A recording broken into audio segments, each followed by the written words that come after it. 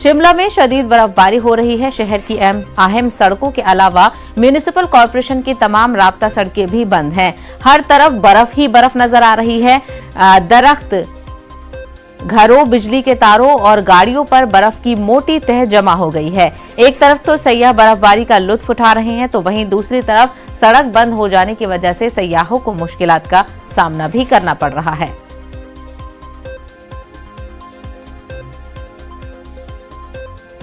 रामपुर के साबिक एमएलए अब्दुल्ला आजम ने रामपुर में आवाम से खिताब किया। उन्होंने कहा कि जो रामपुर छुरी और नवाबों से पहचाना जाता था, उसे आज यूनिवर्सिटी से पहचाना जाता है। रामपुर से एक तहरीक चली जो रामपुर को तरक्की की राह पर ले गई और उस तहरीक के सिपह सालार आजम खान थे। और आज जब रामपुर का तस्करा होता है तो लोग कहते हैं वही आजम खान वाला रामपुर। लेकिन आज आजम खान को किस बात की सजा मिली है? उन्हें जेल की अंधेरी कोठरी में डाल दिया गया है। आप लोगों को वोट के जरिए आजम खान पर हो रहे जुल्म का बदला लेना है। तन्हाई की कोठरी में रखा गया, वो गिरकर कंधा टूटा, किसी को तरस नहीं आया। एक बीमार इंसान जो 9 बार विधायक रहा हो, दूसरी बार का सांसद हो, उसे कोरोना होने के 9 दिन बाद तक इलाज के लिए महरूम रखा गया। गवाह है पूरा शहर, क्या नहीं हुआ आपके साथ? गवाह हो आप। जिस वक्त तक वो शख्स जिसने आज से 40 साल पहले इस शहर में, इस जिले में, इस सूबे में अपनी एक आवाज बुलंद की थी, वो आवाज थी कमजोरों की, वो आवाज थी मजदूरों की, वो आवाज थी बीड़ी बनाने वालों की, वो आवाज थी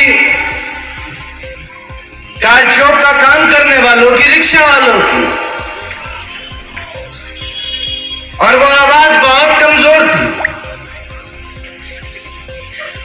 क्योंकि साथ देने वाले चुनिंदा लोग थे, बहुत कमजोर लोग थे जो उस वक्त साथ थे। माली हैसियत से, सामाजिक हैसियत से, सियासी हैसियत से। लेकिन उन कुछ लोगों ने, उन कुछ बुनियाद की ईंटों ने, जिनमें से आज बहुत से लोग यहां मौजूद नहीं है, उन मुट्ठी भर लोगों ने तय किया कि वो शहर जो चाकू के नाम से जाना जाता हो, वो शहर जो दोहरी गुलामी के नाम से जाना जाता हो, वो शहर जो अपनी कच्ची और टूटी सड़कों के लिए जाना जाता हो, वो शहर जहां पर किसी को अपनी सवारी उस सड़क पर गुजारने की इजाजत ना हो जहां से नवाब गुजरता हो। तय किया उन लोगों ने कि वो शहर जहां पर किसी को पक्का मकान बनाने की इजाजत ना हो,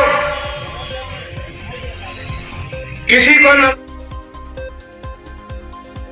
कोरोना वबा के दौरान बाहमी इमदाद और निसार का जज्बा मुस्तहकम हुआ है। मुल्क इस वबा से मुत्तहिद होकर मुकाबला कर रहा है। टीकाकारी के ऐलान के बाद हम बेहतर ताउन करें जिससे हम कोरोना को मात देने की जानिब कदम बढ़ा सकें। नेटवर्क 18 इस मुहिम में हर कदम पर आपके साथ रहेगा। जब तक सभी महफूज नहीं तब तक कोई महफूज नहीं होगा। इसी सोच की बुनियाद पर हमारी मुहिम संजीवनी का मकसद ये यकीनी बनाना है कि वैक्सीन पाना सभी हिंदुस्तानियों का हक है।